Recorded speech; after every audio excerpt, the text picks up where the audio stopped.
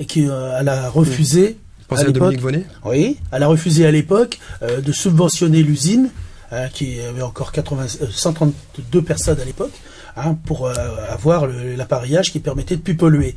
Donc déjà, c'était après, bon, ils sont morts de leur belle mort, sans aucune aide ni de la mairie, ni d'autres organismes. On a simplement, nous, les habitants, on a tout fait pour... C'est illégal, avec la mairie subventionnée. Si, on peut permettre, non, il n'y a pas d'égalité, on peut permettre par des pré-relais ou les choses comme ça, le permettre. Et nous avons d'ailleurs l'équipe Plaisance, où je faisais partie, à racheter une partie du patrimoine où est maintenant construit des immeubles pour pouvoir leur donner de l'argent frais, mais comme ça n'a pas été relayé au niveau gouvernemental à l'époque, aussi bien sous Jospin que après, automatiquement les investisseurs anglais, parce que c'était des Anglais à la fin, n'ont pas fermé la clé sous la porte, ils ont déménagé à Conches et l'usine a périclité. Alors maintenant, le devenir en tant que conseil général, effectivement, au conseil général, ça devrait se passer avec une aide beaucoup plus technique. C'est pour ça que je suis un peu pugnace là-dessus, parce que moi j'ai pas envie d'avoir 9 hectares où on pourra rien faire. Donc il va falloir pas forcément construire, mais avoir un projet sur ces 9 hectares qui nous restent. Je parle pas des 3 hectares qui sont constructibles et qui seront construits. 299 logements, 113 à l'hôpital psychiatrique, 30 et quelques sur un autre côté. Ça fait un apport de population très important, des voitures et autres. C'est pour ça qu'il faut pousser au maximum la déviation et le plan de déplacement urbain pour permettre... Et il y a le deuxième souci, on en a évoqué au conseil de quartier de Navarre, c'est aussi les services publics, l'école, les crèches et autres. C'est un réel problème pour la population existante, parce que ça va faire, si tout se réalise, ça va faire le quartier le plus densifié d'Évreux. Et Navarre est déjà un quartier très densifié, et automatiquement c'est un goulet sans déviation. Je le arrêterai là parce que bon, ce qu'il faut, c'est savoir qu'est-ce qu'on fait. Du bâtiment des abeilles, est-ce qu'il va être donné aux associations, en particulier l'Amicale de Navarre, pour permettre un développement culturel de la petite amicale, aller dans des locaux qu'on peut pas, comme on n'est pas bête du foncier sur Navarre, il y a que là qu'on va pouvoir la mettre pour permettre un développement culturel et même sportif, parce qu'il manquera aussi, malgré toutes les installations sportives de l'hippodrome de Jean-Bouin et autres, des gymnases, il manquera un lieu aussi, un grand tatami par exemple pour les judokas et les karatékas. D'accord. Donc on a bien compris, Ludovic Broulier, les enjeux que vient d'évoquer José Lahaye, des enjeux urbains, des enjeux économiques, des enjeux environnementaux. Vous, comment vous percevez ce futur quartier? Comment vous percevez le projet au sein de ces frichats? D'abord, c'est le constat d'un formidable gâchis. J'ai largement contribué auprès de Jean-Louis Debray et de Jean-Pierre Nicolas et de l'actuel propriétaire pour porter le projet jusqu'en 2008, celui qui a été présenté aux habitants des différentes associations de quartier de Navarre. Bon. Après, on peut être d'accord, pas d'accord. Ceci étant, il y avait un projet qui était 342 logements et qui n'était pas sur les 2,3 hectares qui sont aujourd'hui concernés, mais qui était sur l'ensemble, une grande partie de l'ensemble des parcelles. Oh, tu me donnes des perches. Que la nouvelle municipalité dise, ce projet ne convient pas. Ils avaient deux pistes. Soit négocier avec le propriétaire actuel pour revoir le projet d'ensemble. C'est ce qu'on fait. Non. Soit de dire, écoutez, de toute façon, je ne veux plus que vous soyez propriétaire, je veux que ce soit nous, autorités publiques, qui portions le terrain, et alors à ce moment-là, on fait un projet et on vous exproprie. Aucune des deux solutions n'a été retenue. Total, on se retrouve aujourd'hui dans une impasse, puisqu'en fait, la SADN a déposé son permis de construire comme elle l'entendait, sur une petite surface par rapport aux 11 hectares concernés par les usines. 3 hectares, il y a 2,3 hectares, exactement, qui sont concernés par la construction. Donc voilà, donc aujourd'hui en plus on est sur une offre d'équilibre de l'habitat qui est complètement, je dirais, déséquilibrée. On se retrouve avec un nombre de logements sociaux important, qu'il y ait une mixité sociale dans les programmes immobiliers. Je veux dire, tout le monde en convient, mais il ne faut pas qu'il y ait des déséquilibres aussi importants. Donc ça fait beaucoup. Je ne peux pas accepter que la ville d'Évreux accueille tous les programmes de logements sociaux de tout le département. Et à un moment donné, il faut que chacun dans les cantons, dans les communautés de communes et dans les communes, accepte. Chacun prenne sa part de responsabilité sur le foncier, sur les fonciers disponibles. On ne peut pas d'un côté Et Jean-Louis Debré, là-dessus, comme la grande partie des maires de toute la France, des maires de grandes villes, ont convenu qu'il fallait, après avoir construit tous ces quartiers qui étaient des barres d'immeubles, à l'époque c'était des salariés qui vivaient dedans. Aujourd'hui, malheureusement, ce sont des gens qui, pour une grande partie d'entre eux, on connaît les taux de chômage qui sont entre 20, 25, 30, 40% sur les quartiers. Et donc on a je dirais, on a maintenant des ghettos, donc on a dédensifié via la politique de l'ANRU, donc l'Agence nationale de rénovation urbaine, on dédensifie, on ouvre le quartier sur les autres quartiers, on démolit du logement pour aérer tout ça, et de l'autre côté, on va redensifier sur les îles de Navarre. Donc tout ça, c'est pas cohérent.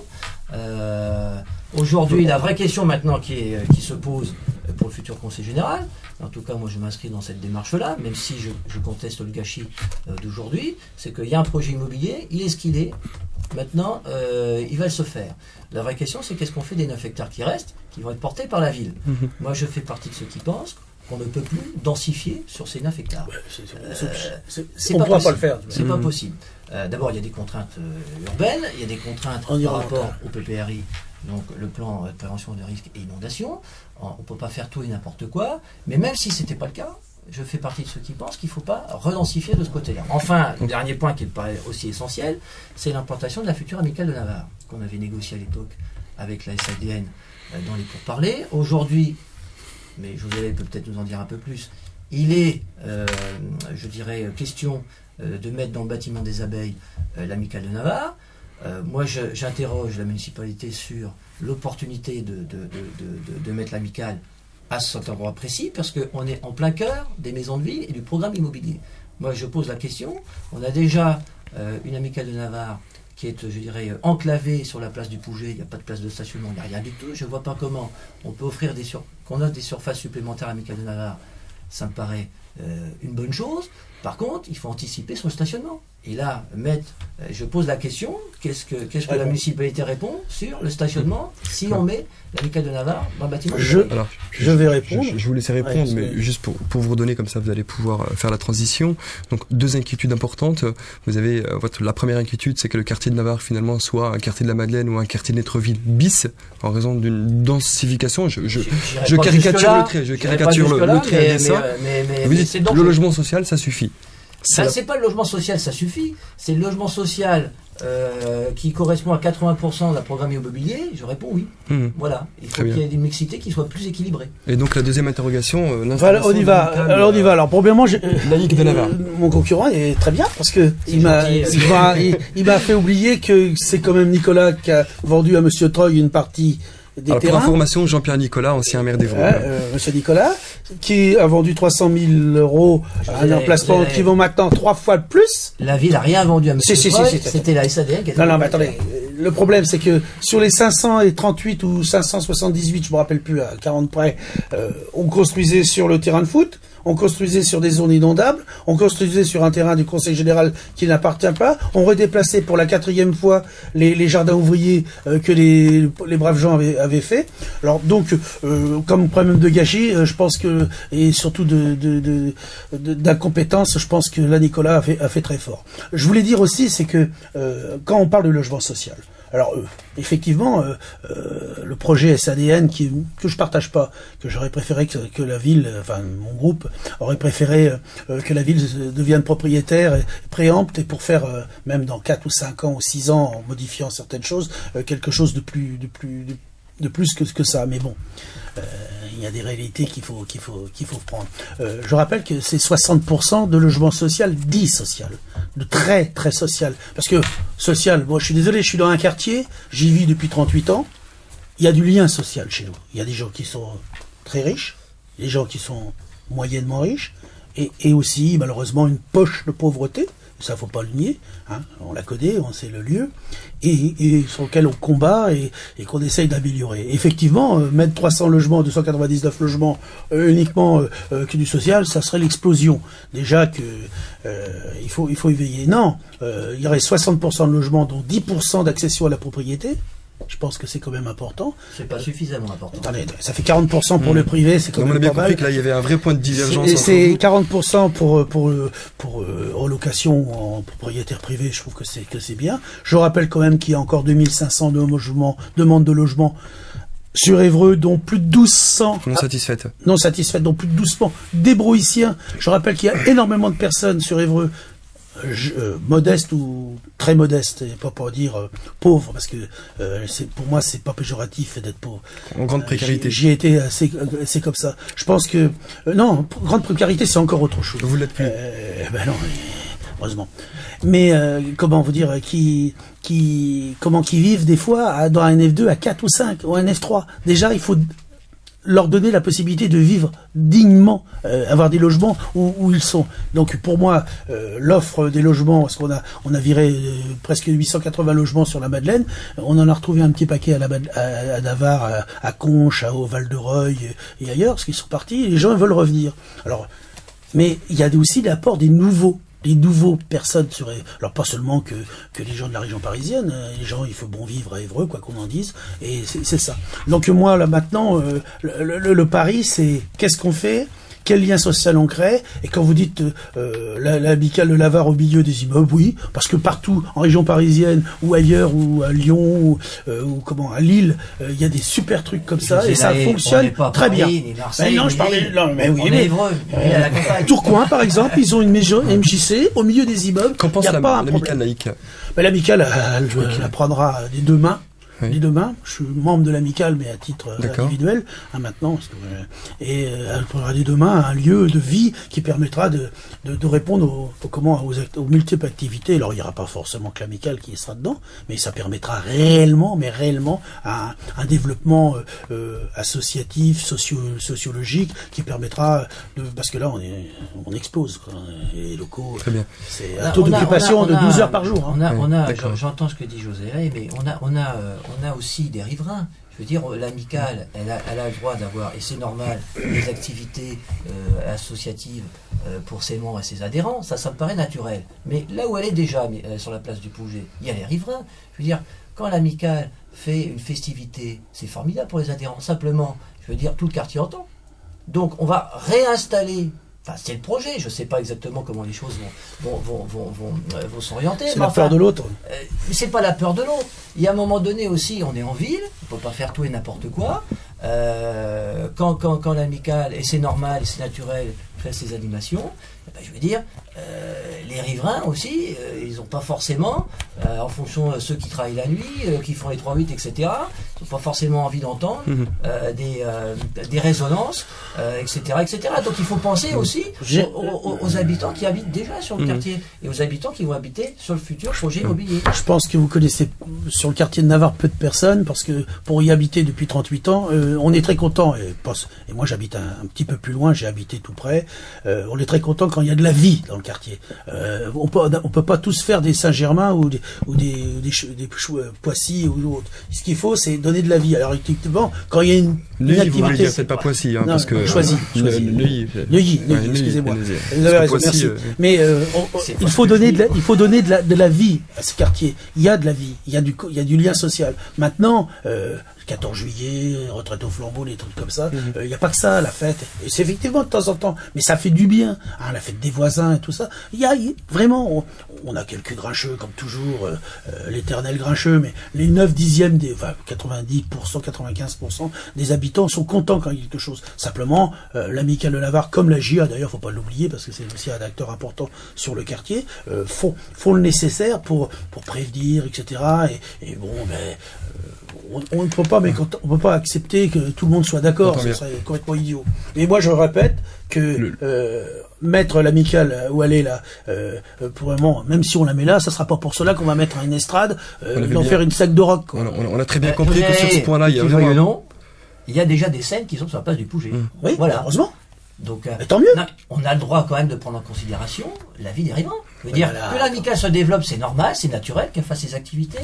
Personne ne peut le condamner, bien au contraire. Maintenant, il faut que tout le monde vive en harmonie. Alors, on a même fait le village du sport là. On a bien compris qu'il y avait un vrai point de divergence entre vous sur ce sujet. En tout cas, le temps qui nous a imparti c'est cool. Ce que je propose, c'est vraiment, mais en 30 secondes, de vous adresser aux internautes et peut-être à vos électeurs potentiels. Si vous aviez un message à délivrer, Ludovic Bourroulier, quel serait-il? Le message il est simple, c'est que d'abord, il faut changer de majorité départementale. Ça c'est le premier message. Aujourd'hui, on a le pouvoir local dans les mains des mêmes élus. On a les mêmes qui détiennent la mairie d'Évreux, on a les mêmes qui détiennent l'agglomération d'Évreux, on a les mêmes qui détiennent le département de l'Eure, et on a les mêmes qui détiennent le conseil régional de Haute-Normandie. Moi je veux bien qu'on parle d'État, UMP, tout ce qu'on veut. Je trouve quand même qu'au niveau des pouvoirs locaux, je dirais que ce sont les mêmes qui détiennent tous les exécutifs. Et je pense que c'est pas ça. Et c'est l'occasion, le 20 et le 27 mars, d'enclencher l'alternance. Parce qu'aujourd'hui, à hauteur du mi-mandat de la municipalité à laquelle appartient José Lahaye, je crois que chaque Ébrouissien a eu le temps de juger. Je pense que malheureusement, les déceptions sont extrêmement importantes.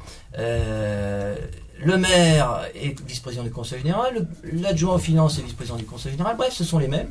Et donc, le message vraiment qu'il faut faire passer, c'est enclencher l'alternance dès le 20 et 27 mars prochain. Très bien, donc on a bien compris, pour ce qui vous concerne, c'est instaurer des contre-pouvoirs, en tout cas au sein des exécutifs des différentes collectivités. José Lahaye. Je rappelle c'est une bataille qui va se faire d'une manière démocratique, et dans 3 ans on remettra une sucée, puisqu'il va y avoir là aussi quelque chose de terrible où on va diminuer d'1 tiers les conseillers régionaux et les conseillers généraux. Bon, je voulais dire quand même que mon concurrent a complètement oublié qu'on a les 2 députés de droite, de l'UMP. Alors donc, c'est pas parce qu'il y a un contre-pouvoir. Effectivement, la municipalité a énormément travaillé depuis 3 ans, alors que ça fasse pas que des contents, je conçois, mais d'une manière générale, moi dans mon domaine du sport, je peux dire qu'on est tranquille. Je peux y aller devant les électeurs en 2014. Il y aura pas photo. Parce que je suis à 90 ou 92% du programme électoral promis. Je pense que si tout le monde faisait ça en 3 ans, on y arrivera. Il y a eu des circonstances, il y a du boulot, mais je pense que la municipalité dans ce domaine-là se réalise dans d'autres domaines. Et pour le canton? Et pour le canton, moi je veux dire que le canton, premièrement, qu'est-ce qu'il va être dans 3 ans? C'est une bataille de 3 ans. Et moi je dis, la majorité du conseil général est à gauche. Il y a 5 conseillers généraux communistes. Pourquoi pas 6e dans le canton ouest? On peut rêver.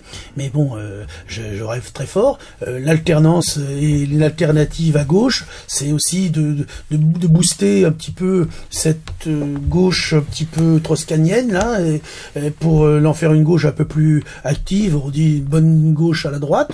Il n'y a pas que ça. Je pense que c'est aussi respecter les électeurs, les petites gens, tous ceux qui vivent, qui souffrent, qui sont au chômage et autres, parce que le carnet de commande de Debré et puis de Nicolas, ça fait un flop. On a perdu quand même près de 3200 emplois en 7 ans, et on en perd encore actuellement. C'est la réindustrialisation, trouver des raisons économiques de faire de l'emploi, pas pour de l'emploi, mais de l'emploi durable, parce que c'est important, et pour permettre de donner aux gens, retrouver la dignité, d'avoir un vrai salaire et pas être des assistés. Vous voulez mettre une bonne gauche à la droite ou une bonne droite à la gauche? Je veux mettre une bonne gauche à la droite, et je veux mettre un petit peu plus le département à gauche pour aller, comme mon camarade Gaëtan Levitte, conseiller général communiste sortant, comme sa bataille qui mène au niveau de son canton, exemplaire, puisqu'il vient de sauver Macréal, il vient de sauver encore une autre usine.